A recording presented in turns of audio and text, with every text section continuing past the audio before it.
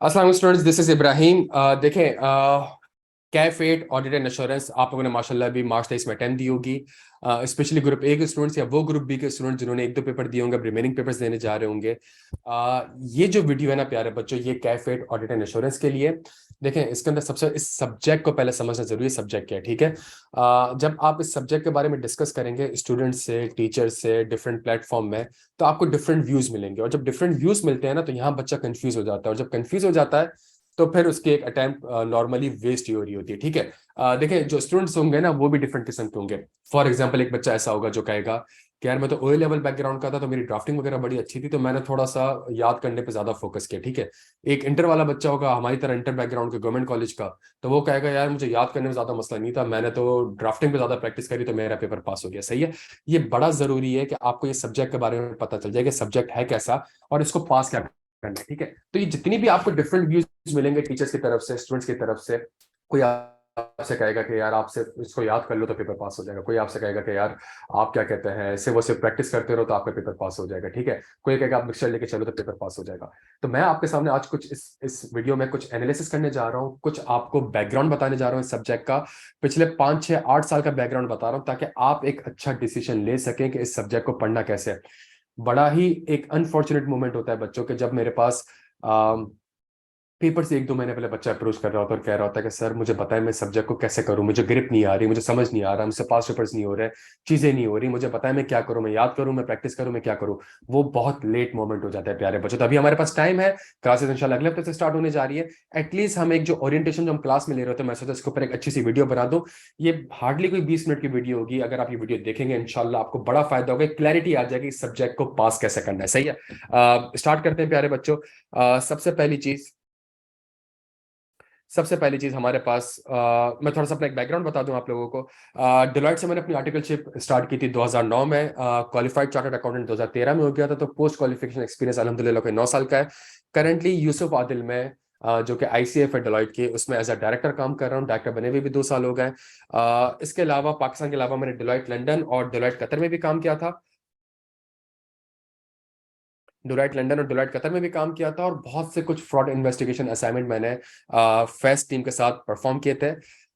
चूंकि टीचिंग भी करता हूं तो फर्म में ट्रेनिंग्स वगैरह भी प्रोवाइड करता हूं। फर्म की तरफ से मैं एक ट्रेनिंग मैनेजर था, जो कि डिलॉयट की तरफ से जितनी भी मेथोडोलॉजीज आती थी तो उन सबको पाकिस्तान ऑफिस में इनकॉर्पोरेट करता था, और सारे स्टाफ्स को यहाँ पे ट्रेनिंग्स प्रोवाइड कर रहा होता था। मैं डिलॉयट की तरफ से एक सर्टिफाइड ट्रेन द ट्रेनर हूँ, जिसके लिए मैंने कोई डिलॉयट स्पेन से एक ट्रेनिंग ली थी, और मैं वहाँ पे ट्रेन द ट्रेनर का सर्टिफिकेट था। इसका मतलब ये था कि जी मैं डिलॉयट की किसी भी ऑफिस में जाकर ट्रेनिंग्स प्रोवाइड कर सकता हूँ, मैं एलिजिबल था इस चीज के लिए। आपको पता होगा रेगुलेटर आके रिव्यू कर रहा होता है। अभी बहुत बड़ा सिलिकॉन वैली बैंक का एक कोलैप्स हुआ, तो ऑब्वियसली जब आप ऑडिट फर्म में होते हैं तो आपके पास आईकैप आके रिव्यू कर रहा होता है, आपके पास गोरा बाहर से डिलॉयट का गोरा आके रिव्यू कर रहा होता है। एग्जैक्टली सेम चीज मैंने भी बाहर ऑडिट फर्म्स में जाके रिव्यू करा है। तो मैं अपनी फर्म से एक प्रोफेशनल प्रैक्टिस रिव्यूअर था, और मैंने बाहर की ऑफिस के रिव्यू किया। अच्छा जी। कुछ कुछ की क्लाइंट्स, पाकिस्तान का जो सबसे बड़ा बैंक है national bank of Pakistan, 5 trillion की उसकी कोई बैलेंस शीट फुटिंग है, अल्हम्दुलिल्लाह उसको ऑडिट किया हुआ है। अभी आईसीबीसी जो कि चाइनीज बैंक है, और अभी आप देख भी रहे होंगे इसहाक डार के जो कमेंट्स भी आ रहे हैं कि जी चाइनीज बैंक ने हमें $500 मिलियन का लोन रोल फॉरवर्ड कर दिया है, $1.2 बिलियन का मजीद लोन देगी। तो ये आईसीबीसी बैंक के थ्रू होते हैं, जो चाइनीज बैंक यहाँ पे मौजूद है। लंदन में मैंने रॉयल बैंक ऑफ स्कॉटलैंड को ऑडिट किया था। स्विस साउथर्न गैस कंपनी एक बहुत बड़ी गैस कंपनी है, इसका ऑडिट किया हुआ है। पाकिस्तान का जो सबसे लार्जेस्ट पोर्ट था कराची पोर्ट ट्रस्ट, उसका ऑडिट किया हुआ है। फार्मास्यूटिकल में ऑट्सुका का ऑडिट किया हुआ है। कुछ म्यूचुअल फंड्स वगैरह हैं उनका ऑडिट किया हुआ है। इसके अलावा प्यारे बच्चों सबसे इंपॉर्टेंट चीज, बहुत कुछ ग्रुप्स वगैरह बड़े थे हमारे पास, लाइक जेस ग्रुप एक बहुत बड़ा ग्रुप था, उसका ऑडिट किया है। लंदन में एक पंजाब नेशनल बैंक एक बहुत बड़ा ग्रुप था, उसका ऑडिट किया है। डॉर्मन मॉल जो हम घूमने जा रहे होते हैं यहाँ पर ऑडिट किया हुआ है। कुछ मल्टीनेशनल्स, पीएनजी, जिलेट, एक्सेलो, एलडीसी, इनका ऑडिट किया हुआ है। इसको थोड़ा सा क्विकली बढ़ाते हैं प्यारे बच्चों। कुछ कतर में भी ऑडिट किए हुए हैं। थोड़ा सा इसको आगे बढ़ाते हैं। टीचिंग बैकग्राउंड में आपको थोड़ा सा बता दूं। देखें, कैफ सीफैप और एमएसए लेवल को बहुत सालों से माशाल्लाह पढ़ा रहा हूँ, और कैफ में जब बच्चा पढ़ता है मुझसे तो आगे उसको सीफैप 6 और एमएस 7 दोनों में हेल्प होती है। और नीचे मैं आपको जो कुछ स्लाइड शो करने जा रहा हूँ कि जो एमएस 7 में बच्चा फेल हो रहा है उसका एक रीजन कैफ 8 है, तो उसको भी आपको लिंक करके बताऊंगा। ऑब्वियसली तीनों लेवल्स में अल्हम्दुलिल्लाह गोल्ड मेडल मेरिट सर्टिफिकेट है। यार ये बड़ी इंपॉर्टेंट चीज है, इसको थोड़ा सा हम देखते हैं। अब हम स्टार्ट करते हैं अपनी चीज। हमारे पास जो पासिंग परसेंटेज था कैफ 8 का, सही है, वो अगर आप कैफेट का पासिंग परसेंटेज देखें तो वो कुछ 54% पे था हमारे पास सितंबर 2016 में। सही है, 54%, मतलब इतना बीकॉम का भी रिजल्ट नहीं है, इतना आपके पास इंटर का भी रिजल्ट नहीं है, सही, 9 मैट्रिक का भी रिजल्ट नहीं है। सीए के कैफ 9 का सबसे आखिरी पर्चा कैफ का, उसका 54% रिजल्ट था सितंबर 2016 में। ये रिजल्ट डाउनवर्ड ट्रेंड पे आते रहा, 36% पे आया, 14% पे आ गया सितंबर 17 में। और यहां से पूरी कहानी प्यारे बच्चों चेंज हो चुकी है, बिकॉज ये वो अटेम्प्ट थी जिसमें सिनेरियो बेस्ड क्वेश्चन हमारे पास आना स्टार्ट हो गए थे। सही है, इससे पहले थ्योरी बेस्ड क्वेश्चन आते थे, कैसे आते थे मैं आपसे वो भी शेयर करूंगा। तो अगर आप ये ग्राफ देखें तो बड़ा ही कोई एक हैपेचर ग्राफ है, ट्रेंड मेरा नीचे आना स्टार्ट हुआ, यहाँ पे जाके कुछ अक्ल आना स्टार्ट हुई हमें कि नहीं यार ये सब्जेक्ट अब थ्योरी बेस्ड नहीं है, तो सिनेरियो बेस्ड है। अच्छा, अगर आप इस रिजल्ट को देखें तो इसका मैंने एक और कोरिलेशन कर दिया है, इसका मैंने एक और कोरिलेशन का। अच्छा, सीफेप का भी अगर मैं देखूं ना, तो सीफेप में हमारे पास वही दिसंबर 16 में 13%, 14%, 11%, 12%, 21%, 15, 25, 25, 21, तो मोर लेस 15-18% सीफेप 6 का एक एवरेज रिजल्ट है प्यारे बच्चों। आप समझने की कोशिश करें, सीफेप 6 का जब आप पर्चा देते हैं, आर्टिकलशिप के 1-1.5 साल बाद पर्चा दे देते हैं आप फर्म में प्रैक्टिकल एक्सपीरियंस हासिल कर चुके होते हैं, आप कोई 4-5 क्लाइंट्स कर चुके होते हैं, उसके बावजूद आपका ये रिजल्ट आ रहा है। सही है, इस पे एग्जामिनर क्या कहता है इसको भी लाजमी देखना जरूरी है। थोड़ा सा और आगे बढ़े प्यारे बच्चों, अगर मैं इसको कंपेयर करूं FR2 कॉस्टिंग और ऑडिट के साथ, सही है, बिकॉज नॉर्मली बच्चा ये पेपर उठा रहा होता है, तो अगर मैं इसको FR2 कॉस्टिंग और ऑडिट से कंपेयर करूं तो इसका जो एवरेज रिजल्ट है वो कंपैरेटिवली FR2 और कॉस्टिंग से बहुत कम है। तो इसका रिजल्ट कंपैरेटिवली अगर मैं एवरेज भी करूं तो खराब है प्यारे बच्चों। मसला क्या है, रीजन फॉर फेलियर क्या है? ये सितंबर 16 याद है जिसमें कोई 54% रिजल्ट आया था। तो जब 54% रिजल्ट आया था तो उस वक्त सिनेरियो बेस्ड क्वेश्चन आपके पास सिर्फ 33 मार्क्स के थे, तो 100 में से 33 नंबर आपके पास सिनेरियो बेस्ड क्वेश्चन के थे, और जो थ्योरी बेस्ड क्वेश्चन थे वो कुछ 67 मार्क्स बनते हैं आपके पास। सही है, तो बच्चा चीजों को रट के जाता था, टीचर भी रट्टा लगवा देता था, फोकस करता था कि यार इसको याद कर लो, ये 5 पॉइंट याद कर लो, 6 पॉइंट याद कर लो। उसको याद करके होता क्या था प्यारे बच्चों के, 60-70 नंबर का थ्योरी बेस्ड पेपर आता था, बच्चा उसको अटेम्प्ट करता था, सिनेरियो में 30-35 में से 4-5 मार्क्स भी आ गए, बच्चा ओवरऑल पास कर लेता था। ये सिनेरियो बेस का ट्रेंड सितंबर 16 में अगर आप देखें 33 मार्क्स का था, ये 61 मार्क्स पे गया मार्च 17 पे, और सितंबर 17 पे चला गया ये 77 मार्क्स पे। और यही वो अटेम्प्ट थी जिसमें हमारे पास कुछ पीछे 14-15% हमारे पास रिजल्ट आया था। 14%, सितंबर 17 में 14% रिजल्ट आया था। और यहाँ पे अगर आप सिनेरियो बेस्ड क्वेश्चन की वेटेज देखें तो वो 77 मार्क्स। और अगर उसके बाद आप एक चीज देखें, ग्राफ बड़ा कांस्टेंट है, और कांस्टेंट क्या है, सिनेरियो बेस्ड पेपर जो आपका होगा, सिनेरियो बेस्ड क्वेश्चन होगा, वो अराउंड 80 मार्क्स, 75 मार्क्स, 70 मार्क्स तक का सिनेरियो बेस्ड क्वेश्चन पेपर आपके पास आएगा। तो इसका मतलब है पेपर में केस स्टडीज आपके पास आ रहे होंगे, अब आपके पास सिनेरियोज आ रहे होंगे। क्या मतलब है थ्योरी बेस्ड क्वेश्चन का, सिनेरियो बेस्ड क्वेश्चन का, ये स्लाइड में मैं आपको आगे बता रहा हूं। सही है, अच्छा थोड़ा सा आगे बढ़े, थ्योरी बेस्ड का अगर मैं ग्राफ देखूं, ये यहाँ पे 60 जहां 54% रिजल्ट था, वहां पे थ्योरी बेस्ड क्वेश्चन मेरे पास 67% के आ रहे थे। और ये थ्योरी बेस्ड का ग्राफ आईके अपने बिल्कुल डाउनवर्ड कर दिया, और आप नॉर्मली 15 से 20 मार्क्स या 25 मार्क्स तक वो आपसे थ्योरी बेस्ड क्वेश्चन पूछ रहा होता है, वो भी अच्छे ट्रिकी पूछ रहा होता है, नॉर्मली आसान वाले नहीं पूछ रहा होता। तो ये देखें प्यारे बच्चों, एक जो रीजन मैं आपको बताने की कोशिश कर रहा हूं, अगर आप ट्रेंड देखें तो आईकेएप ने अपना ट्रेंड शिफ्ट कर दिया है from theory based question to scenario based question. यही हरकत उसने कैट 7 कंपनी लॉ में भी करी है, उसके ऊपर भी मैं इंशाल्लाह एक वीडियो बना रहा हूँ।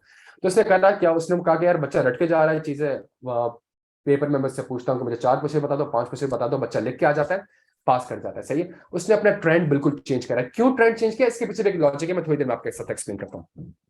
अच्छा, एक सबसे इंपॉर्टेंट चीज मैं आपको बताता हूँ हुआ क्या। ये ऑटम 17 का पेपर था जिसके अंदर हमारे पास 14% रिजल्ट आया था। सही है, और ये वो अटेम्प्ट थी जिसमें एक ठीक ठाक सिनेरियो बेस्ड क्वेश्चन थे, अराउंड 75 मार्क्स थे। ठीक है, 1-2 मार्क्स ऊपर नीचे हो गए, 75-77 मार्क्स तक के सिनेरियो बेस्ड क्वेश्चन थे। ये वो अटेम्प्ट थी कि इसमें सिनेरियो बेस्ड क्वेश्चन आया, और इसमें लिखा draft an email to be sent to the audit senior to guide him with regard to the above matter. Above matter, सही है, अबव मैटर क्या है, अबव मैटर ये है कि आप ऑडिट मैनेजर हैं, आपको वो assume as audit manager, partner, director करता है। सही है, or while reviewing the draft planning document prepared by the audit senior, you observe that he has assessed a risk of material misstatement due to fraud and risk of management override of control as low due to the fact that CPL has been an audit client of the firm for the last 10 years and no material misstatement। एक scenario उसने आपको दिया और कहा कि जी ऊपर scenario के basis पे आप एक ईमेल ड्राफ्ट करें। ठीक है, ये सवाल ऑटम 17 में आया था, लेकिन ये सवाल आया कहां से था, ये सवाल CFAP 6 विंटर 2015 से आया था। कैसा आया था, your firm is the auditor of Daud Limited, a listed company since last 4 years.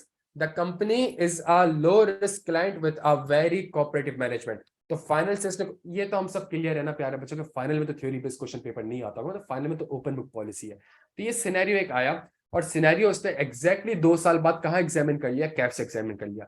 मैं आपको सबसे रिसेंट एग्जाम्पल देता हूँ, आप ICAP की वेबसाइट से जाकर वेरीफाई कर सकते हैं। ये लास्ट अटेम्प्ट का सवाल है, question number 6।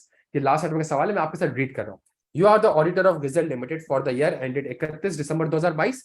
During the audit, you have been informed that the Federal Board of Revenue (FBR) has seized the accounting records pertaining to revenue and production for further investigation into the alleged charges for tax evasion. FBR ने आपके accounting record seize कर लिए। कितने number का सवाल? 10 number का सवाल की रिक्वायरमेंट क्या है? इवेल्युएट करो खुद से भाई, evaluate the above situation and दूसरी requirement discuss the implication on the audit report. मतलब एक इवेल्युएशन वाली साइड आ गई, एक रिपोर्टिंग वाली साइड आ गई। ये सवाल कहां से कॉपी हुआ है? ये सवाल हमारे पास कॉपी हुआ है CFAP 6 जून 2019 से। इसके ऊपर मैंने एक वीडियो भी बनाई है, आप लाजमी देखिएगा। Afzal limited is a listed company. During the audit of financial statement the provincial sales tax authority, वहां पे फेडरल बोर्ड ऑफ रेवेन्यू लिख दिया, यहाँ पे provincial sales tax authority has seized the accounting records of the company on the charges of tax evasion। कितने number का सवाल प्यारे बच्चों? ये मेरे पास फाइनल का सवाल 2 पार्ट से 5 नंबर का था। इसी सवाल को उसने रिक्वायरमेंट थोड़ी सी चेंज करी, कंटेंट एग्जैक्टली रखा और लास्ट अटेम्प्ट में कैफ के बच्चों से सीए फाइनल का सवाल पूछ लिया। ये आसान सवाल नहीं था, मेजॉरिटी बच्चे का सवाल ये गलत हुआ था। क्लास में सवाल ये करवाया था तो जो बच्चा पढ़ा हुआ था, उसने करी भी थी प्रैक्टिस, आप यकीन करें ये 10 नंबर के सवाल में उसको हार्डली 5 मिनट लगे। बाकी 5 मिनट तक सोचते रह गए बच्चे कि इसमें कौन कौन से आइजाज एप्लीकेबल होंगे। बच्चे ने आराम से कर लिया। अच्छा, हमारी स्ट्रेटेजी क्या होगी वो भी मैं डिस्कस करूंगा। तो एक चीज समझ आती है यार कि फाइनल की चीज अगर कैफ में आ रही है तो यार थ्योरी बेस्ड पेपर तो इतना नहीं है। सही है। हमारे पास फेलियर की रीजन क्या है? हम सिर्फ पे किस पे फोकस करते हैं? Memorising the. हम सिर्फ सोचते हैं कि यार हम किसी तरीके से इसके ऊपर इसको सिर्फ रट्टा लगा लें, स्टैंडर्ड का रट्टा लगा लें हम। सही है। दूसरी चीज जो सबसे बड़ा मसला हमारा है वो ये है कि हमारी कोर्स कवरेज ही कंप्लीट नहीं होती। सही है। शुरू के 8-10 क्लासेस बड़ी अच्छी हो जाती हैं, बच्चा भी अच्छा हो जाता है और एंड में पता चलता है कि 10-15 टॉपिक और ये 10-15 चीजें तो हमने करी नहीं है, करवाई ही नहीं गई। सही है। तीसरा सबसे बड़ा मसला ड्राफ्टिंग का। देखें यार, जब पेपर सिनेरियो बेस्ड आ रहा है तो इसके लिए जरूरी है कि हम मैक्सिमम ड्राफ्टिंग करें। सही है। मैक्सिमम ड्राफ्टिंग करें। मैक्सिमम ड्राफ्टिंग कैसे हो सकेगी यार? जब हम प्रैक्टिस करेंगे। प्रैक्टिस किस चीज की करेंगे? जब हमें पता है कि पेपर फाइनल से आ रहा है तो हम फाइनल के सवाल की मैक्सिमम प्रैक्टिस करें।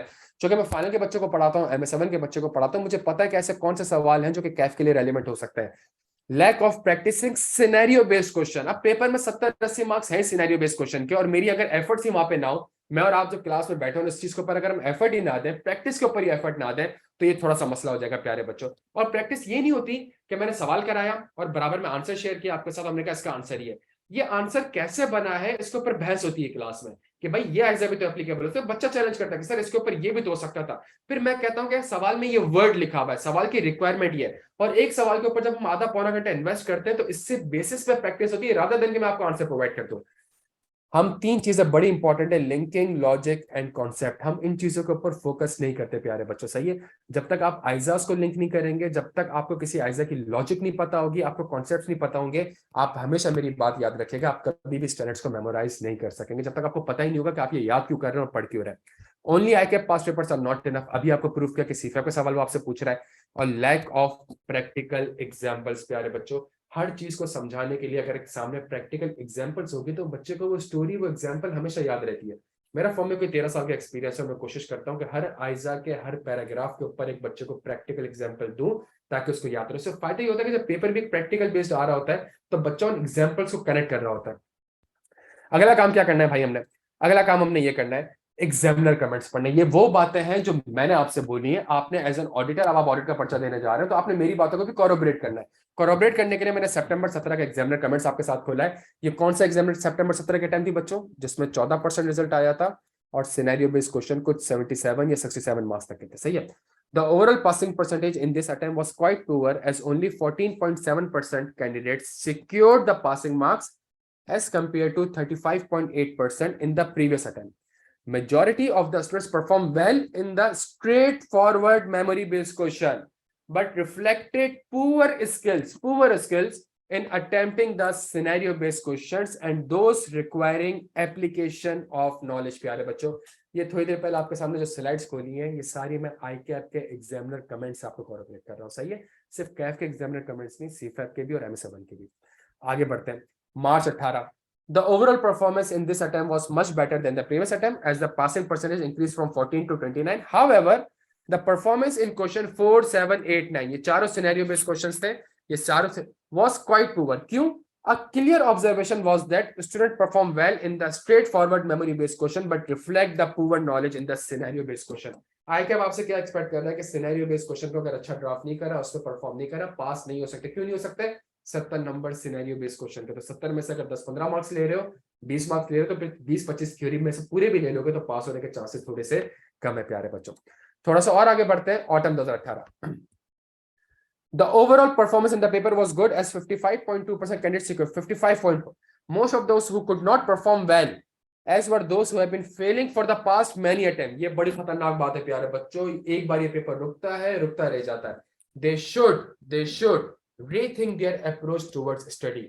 The most important thing is to cover the entire syllabus. ऊपर जो मैंने आपको लिखी थी चीजें, they should also learn answering the scenario based question, as in many cases they write statements which are not incorrect but are irrelevant to the given situation. ऐसा मसला क्यों होता है?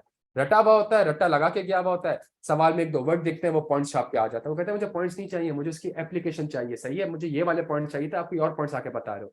ये प्यारे बच्चों आई कैप आपसे कह रहा है। Spring 19, the overall performance in this attempt was average. However, students showed poor skills in attempting the scenario based question. It has been observed that the students have a tendency to write what they knew rather than what was being asked. इसका मतलब क्या है यार? सवाल समझ में नहीं आ रहा, ठीक है यार, 4 पॉइंट लिख के आ रहा, तो कुछ तो लिख के आ जाता हूँ। पाकिस्तान स्टेट्स का पेपर थोड़ी हो रहा है यार, आपके सीए का पेपर हो रहा है, ऑडिट का पेपर हो रहा है। ये पेपर देके आपने ऑडिट फॉर्म में जाना है प्यारे बच्चों, थोड़ा सा ख्याल रखना है इस चीजों का। सही है। Autumn 21, the overall passing percentage in this attempt was 35% as compared to 45%. It was commonly observed that whenever a question on analytical reasoning such as question 5, सही है, और क्वेश्चन 5 में देख ले बच्चे कितने 8% मार्क्स सिक्योर करें। सही है, इस एग्जामिन 8% बच्चा सिर्फ पासिंग मार्क्स सिक्योर करा। Examinee failed to secure good marks in such questions. Examiners are advised to give much attention to this area of the syllabus, which is not only important from the exam perspective but also relevant in the context of their practical training in the audit firm. प्यारे बच्चों, समझने की कोशिश करिएगा आई cap बंद अल्फाजों में आपको क्या कहने की कोशिश कर रहा है कि यार इंसान बन जाओ, इस सब्जेक्ट को थ्योरी बेस्ड ना समझो, सिनेरियो बेस्ड समझो, एप्लीकेशन समझो, ट्रेनिंग समझो, बिकॉज इस सब्जेक्ट के बेसिस पे आपने आगे जाके ऑडिट फर्म में ट्रेनिंग करनी है प्यारे बच्चों। सही है, 3.5 साल की आपकी 3-3.5 साल की आर्टिकलशिप है। थोड़ा सा और आगे बढ़ते हैं प्यारे बच्चों। Spring 2020, the better performance was observed in this session as 41% examiners were able to secure passing marks. It was commonly observed that the examinee performed well in the question which involved rote learning, whereas they struggled in the question which required the application of knowledge. ये सारी बातें प्यारे बच्चों आपको इसलिए बता रहा हूं ताकि आप कंफ्यूज ना रहे, पता चल जाए कि हमने मेहनत किस डायरेक्शन में करनी है, किस तरीके से करनी है।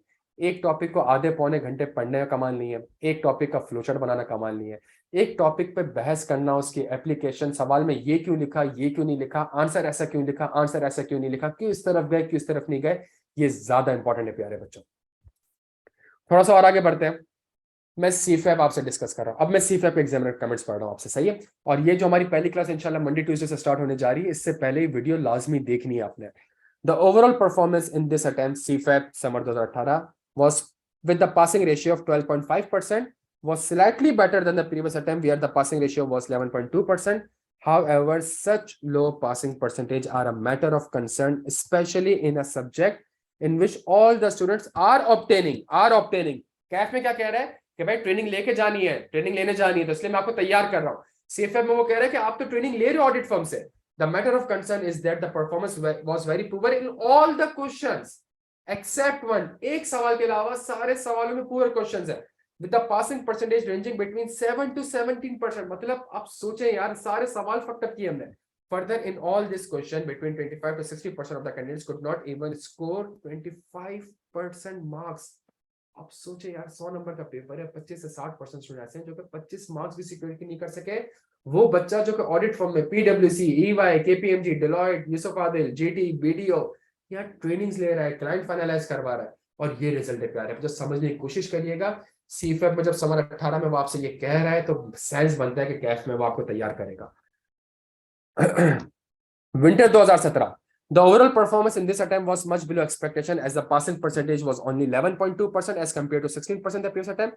The disappointing factor was that overall performance remained poor in all the questions. In all the questions, the major reason for the poor performance was lack of knowledge, failure to give due attention to the requirement of the question and answering in the light of given scenario, and poor ये गौर से देखें प्यारे बच्चों, ये same बातें इसने same tone cash में use करी थी थोड़ी देर पहले आपको पढ़ाई। खुदा का वास्ता है, अपना किबला सही करने की जरूरत है हमें, सही है, अशद जरूरत है हमें।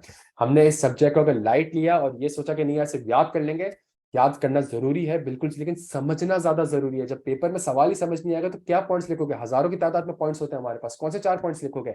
बड़ा मैटर करता है प्यारे बच्चों। अगली सबसे इंपॉर्टेंट चीज MS7। क्यों? हम सबको पता है MS7 के अंदर 2 पार्ट्स हैं, एक हमारे पास FFR है, एक हमारे पास एडवांस ऑडिट है, सही है। Best performance was witness in question 2 which was mainly based on financial reporting, IFRS से रिलेटेड था। While performance in question 3, which was a combination of financial reporting and auditing, was below average, and the students were found struggling in the audit areas of the question. MS7 की बात कर रहा हूं मैं, खुदा का वास्ता समझने की कोशिश करें। कैफ 8 को सीरियस नहीं लिया, 3 साल की ट्रेनिंग आया होगी, CFF6 में ब्लंडर मारोगे, CFF6 3-4 टाइम बाद पास हो गया, MS7 रुलाएगा, ये सब्जेक्ट आपकी जान नहीं छोड़ेगा। ये आपको कैफ में भी तंग करेगा, ये फम में भी तंग करेगा, ये CFF6 में भी तंग करेगा, ये MS7 में भी तंग करेगा। Summer 2019, MS7. The overall passing ratio was 58% as compared to 41% the last attempt. Better performance was witnessed in question based on the financial reporting, whereas performance in the question based on auditing was average. Although many examiners performed well, some shortcomings such as lack of practice, poor presentation, unorganized answer क्यों था? Because ISAs की linking strong नहीं थी, were commonly noted in the most scripts। प्यारे बच्चों, paper pass कैसे करना है प्यारे बच्चों? मेमोराइजिंग द स्टैंडर्ड करेंगे, चीजें याद भी करेंगे, लेकिन कैसे? लॉजिक के थ्रू, लिंकिंग के थ्रू और कॉन्सेप्ट के थ्रू, सही है। अगर आप एक चीज की लॉजिक आपको पता होगी, लिंकिंग पता होगी, कॉन्सेप्ट पता होगा, आपको वो चीज तक कयामत रह याद रहेगी।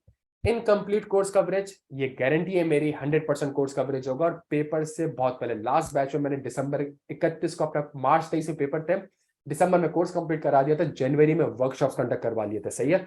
लैक ऑफ ड्राफ्टिंग, पूरी क्लास में हो ही ड्राफ्टिंग नहीं होगी प्यारे बच्चों। कॉन्सेप्ट डिलीवर होगा, सामने सवाल पेश होगा, आपको 5 मिनट दिए जाएंगे अटेम्प्ट करने के लिए, आप अटेम्प्ट करोगे, फिर 15-20 मिनट उसके ऊपर डिस्कशन हो रही होगी, वहां आपके कॉन्सेप्ट क्लियर हो रहे होंगे।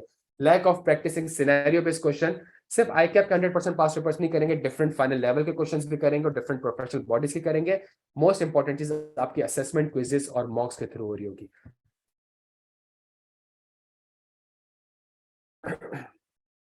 अब क्या करना चाहिए भाई? प्रैक्टिकल एग्जांपल्स नहीं होती बच्चों के पास, क्योंकि कैफ में बच्चा ऑडिट फर्म का एक्सपीरियंस नहीं होता। मेरा 13 साल का ऑडिट फर्म का एक्सपीरियंस है, वो सारे एक्सपीरियंस में इंशाल्लाह हर एक आइजा के, हर एक पैराग्राफ के, हर एक वर्ड के ऊपर इंशाल्लाह आपसे शेयर करूंगा। और मेरा प्राइमरी ऑब्जेक्टिव क्लास का आपको चीजें समझाना होगा, ना कि चीजें बताना होगा, सही है। चीजें समझानी होंगी, चीजें समझाऊंगा इस तरीके से कि लॉजिकली साउंड रहेंगी, आपको चीजों को लिंक करते रहेंगे हम, और ड्राफ्टिंग पे हमारा एक्सटेंसिव फोकस होगा। हमारी जो पहली क्लास होने जा रही है, इन तीनों क्लासेस में आपको चीजें समझ आ जाएंगी, लॉजिक, लिंकिंग और ड्राफ्टिंग। अच्छा जी, कुछ और चीज मैं आपके साथ शेयर करना चाहता हूं और बड़ी इंपॉर्टेंट है, सही है। स्प्रिंग 2016, जिसके अंदर हमारे पास कितना पेपर, क्या रिजल्ट आया था प्यारे बच्चों? 54% रिजल्ट आया था। ये मैं इसका आपके साथ मैं क्वेश्चन पेपर डिस्कस करना चाहता हूं, सही है। अगर आप क्वेश्चन पेपर देखें, क्वेश्चन नंबर 2, कितने नंबर का सवाल? 12 नंबर का सवाल प्यारे बच्चों, 12 नंबर का सवाल क्वेश्चन नंबर 2 हमारे पास आया। और क्या कह रहे हैं? लिस्ट 6 की controls over cash sales and cash handling to reduce the possibility of misappropriation। 2 line का सवाल, 2 लाइन की रिक्वायरमेंट, 12 नंबर प्यारे बच्चों। ये कहलाते थे हमारे पास थ्योरी बेस्ड क्वेश्चन। तो बच्चे ने कैश सेल्स के कंट्रोल्स याद किए हुए होते थे, कोई भी 6 लिख के आ जाओ, बच्चा 6 लिख के आ जाता था, सही। ये पेपर आता था। Identify 6 different ways in which fraud में बी कम्युनिकेटेड। कितने नंबर का सवाल प्यारे बच्चों? 6 नंबर का सवाल। अच्छा, ये थ्योरी बेस्ड क्वेश्चन सुनिएगा। Briefly state the audit procedure which may be perform to identify the risk of material mistake. कितने नंबर का सवाल भाई? 5 नंबर का सवाल। ये सवाल, ये थ्योरी बेस्ड क्वेश्चन होते थे, एक एक लाइन का सवाल होता था, 2-2 वर्ड की रिक्वायरमेंट होती थी, और ये बच्चे ने 12 मार्क्स, 18 मार्क्स, 23 मार्क्स आपको आधे पेज के भी आधे में दिख रहा है यार। तो पहले पेज के क्वेश्चन नंबर 2 सिर्फ आप देखें, क्वेश्चन 2, 3 देखें, तो ये आपके पास 23 मार्क्स बन जाता है। बच्चे ने रट्टा लगाया तो 23 में से 20 मार्क्स सिक्योर कर लेता है। पेपर पास करना मुश्किल नहीं होता, तभी 54% रिजल्ट था, सही है। थोड़ा सा और आगे बढ़े, ये क्वेश्चन नंबर 6 देखें। स्टेट 5 की substantive audit procedures for the verification provision, 5 number. Briefly describe how an auditor evaluate the sufficiency, 4 number. 6 fix list the 6, आप देखिए आप कैफ का पर्चा देने जा रहे हैं, सवाल क्या आ रहा है, लिस्ट का सवाल आ रहा है, लिस्ट कर दो, कोई भी कर दो और एनी कर दो, लिस्ट 5 की प्रोसीजर। अगर आप क्वेश्चन नंबर 6 देखें, 9, 13, 16, 19, ये हमारे पास इस तरीके से प्यारे बच्चों पेपर में हमारे पास सवाल आ रहे होते थे, सही है। लिस्ट 4 की एंगेजमेंट टर्म्स, 2 नंबर, सही है। इस तरीके से प्यारे बच्चों हमारे पास पेपर में सवाल आते थे। 17 नंबर कैसे, आप देखें ये 2 पेज के अंदर आपका 2 सवा 2 पेज में 100 नंबर का कैफ का पेपर खत्म हो गया आपका। मैं थोड़ा सा आपके साथ चलता हूं स्प्रिंग 19 में। अब ये स्प्रिंग 19 देखें, मैं स्प्रिंग 16 को एक बार वापस आपके साथ थोड़ा सा गो थ्रू करूं। ये हमारा सवा 2 पेज का पेपर है, कुछ सिनेरियो बेस्ड क्वेश्चन भी आते थे और ये आपके पास इस तरीके से पेपर आ रहा है, सही है। ये इस तरीके का पेपर है आपके पास, ठीक है। स्प्रिंग 19 देख लेते हैं।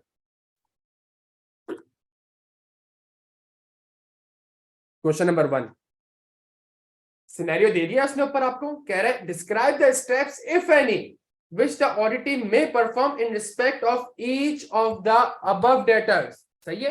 और ऊपर जो उसने आपको सिनेरियो दिया, ऊपर जो उसने आपको सिनेरियो दिया, ऊपर जो प्यारे बच्चों उसने आपको सिनेरियो दिया, एक अच्छा खासा मतलब सवाल को पढ़ने में 5 मिनट लग जाएंगे और रिक्वायरमेंट कितना मार्क्स की है, सिर्फ और सिर्फ 5 मार्क्स की है प्यारे बच्चों। खुदा का वास्ते आप समझे पेपर आ किस तरीके से रहा है। Question number B, evaluate the appropriateness of the written representation as audit evidence and determine the course of action available to the auditor in the above situation। तो ये above situation है क्या, ये above situation ये थोड़ी list करना, above situation में आपको एक सिनेरियो दे दिया है और कह रहा है सिनेरियो देख के मुझे बताओ आप क्या ऑडिट प्रोसीजर परफॉर्म करोगे और उसके बेसिस आपका बताओ आपके क्या कोर्स ऑफ एक्शन होंगे प्यारे बच्चों। क्वेश्चन नंबर 3 देखें आप, क्वेश्चन नंबर 3 देखें बच्चों, ये पूरे पेज पे सवाल चल रहा है क्वेश्चन नंबर 3 का। कितने नंबर का सवाल, 11 नंबर का।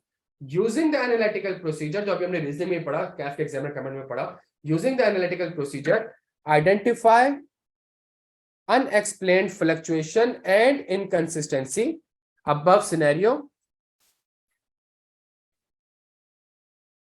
also state the key procedure which you would perform to address। अब वो कह रहे हैं खुद ही फ्लक्चुएशन बताओ, एनालिटिकल प्रोसीजर यूज करके खुद ही ऑडिट प्रोसीजर बताओ। 11 नंबर का सवाल प्यारे बच्चों। थोड़ा सा और आगे बढ़े, ये क्वेश्चन नंबर 5 देखें। पहले आपसे कैसे सवाल पूछ रहा था, कोई भी 5 सब्सटेंटिव ऑडिट प्रोसीजर बता दो। अब क्या कह रहा है, critically review the audit programme and suggest the changes and additional audit procedure as may be necessary. ऊपर आपको ऑडिट प्रोग्राम किस चीज का दिया हुआ है, प्रॉपर्टी प्लांट एंड इक्विपमेंट का ऑडिट प्रोग्राम दिया हुआ है आपको। अब बच्चे ने पीपी के प्रोसीजर रट के गया था, सही है। उसने आपको सवाल दे दिया, उसने कहा ये प्रोसीजर परफॉर्म किया है, मुझे बताएं क्या ये सही प्रोसीजर है इस एजर्शन के लिए। बच्चे को एजर्शन ही नहीं पता होती थी, बच्चे को ये पता ही नहीं होता था कि प्रोसीजर परफॉर्म क्यों करता है। वो 4 लाइनें रट के गया हुआ था प्यारे बच्चों। आप देख ले 11 नंबर का उसने आपसे सवाल पूछा है, सिर्फ ये नहीं पूछा कि ठीक करके बताओ, कह रहा है पहले मुझे बताओ क्या गलत है, पहले ये बताओ गलत है भी कि नहीं, और अगर गलत है तो मुझे सही चेंजेस करके बताओ। ये ICAP का प्यारे बच्चों थोड़ा सा लेवल हो चुका है। आप सवाल देख लें आप अपने पास, कहाँ सवा 2 पेज का पेपर आता था और ये हमारे पास कितने पेज पे जा चुका है, ये हमारे पास कोई 4 पेज पे सवाल जा रहा है यार। आप सोचे थोड़ा सा, ये आपके पास 4 पेज का, कहाँ आज से स्प्रिंग 19 से पहले 2 अटेम्प्ट पहले 2 साल पहले 2 सवा 2 पेज का पेपर होता था और कहाँ ये पेपर आपके पास प्यारे बच्चों 4 पेजेस पे जा चुका है। थोड़ा सा इसके ऊपर हमने एक्टिव रहना है, सही है। अच्छा, सबसे इंपॉर्टेंट चीज हमारे पास क्या है, हमने कैसे लेके चलना है प्यारे बच्चों इसको। मेरे पास अगर आप देखें अच्छा ये हमारे पास एक ऑटम 21 का भी है। ऑटम 21 अगर आप देखें, again scenarios scenarios scenarios,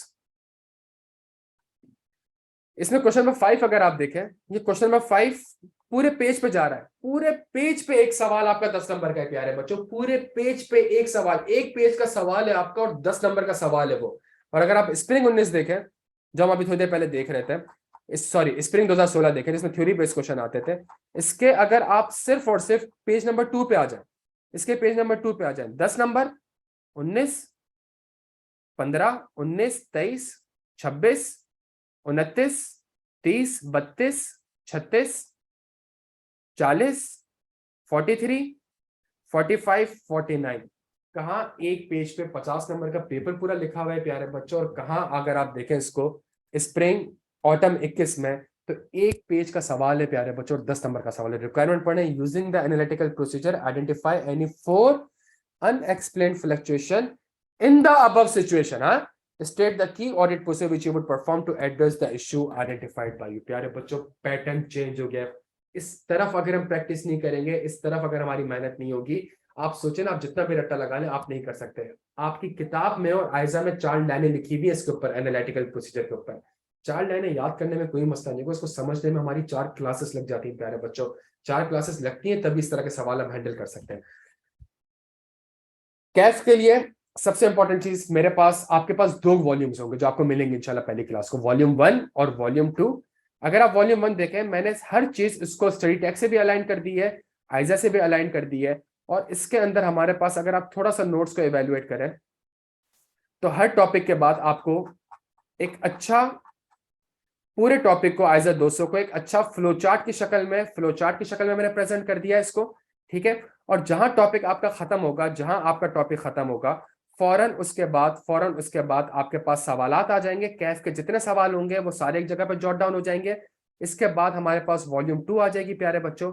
volume 2 अगर मैं आपके साथ देखूं, तो वॉल्यूम 2 में हमारे पास आपको एक समरी दिखेगी। आयजा 200 के डिटेल नोट्स वॉल्यूम 1 में दिखेंगे, वॉल्यूम 2 में आपको एक अच्छी समरी आपको मिल जाएगी।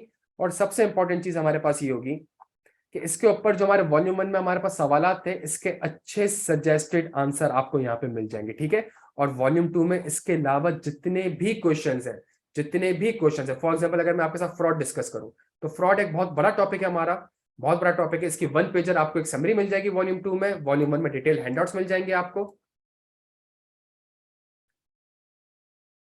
और इसके बाद जितने भी प्रैक्टिस क्वेश्चन है वॉल्यूम 2 में, वॉल्यूम 1 में कैफ के पास पेपर्स होंगे, आईकैप के पास पेपर्स होंगे, वॉल्यूम 2 में एसीसीए, आईसीएडब्ल्यू, आईकैप, ये सारे सवाल आपको यहाँ किताब में दिखेंगे। फॉर एग्जाम्पल, ये जब हम सवाल पढ़ रहे थे,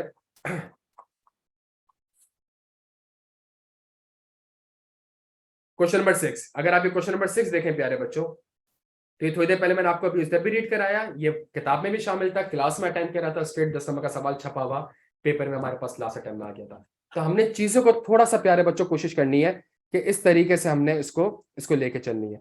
अच्छा, एक चीज मैं आपके साथ शेयर करना चाहूंगा।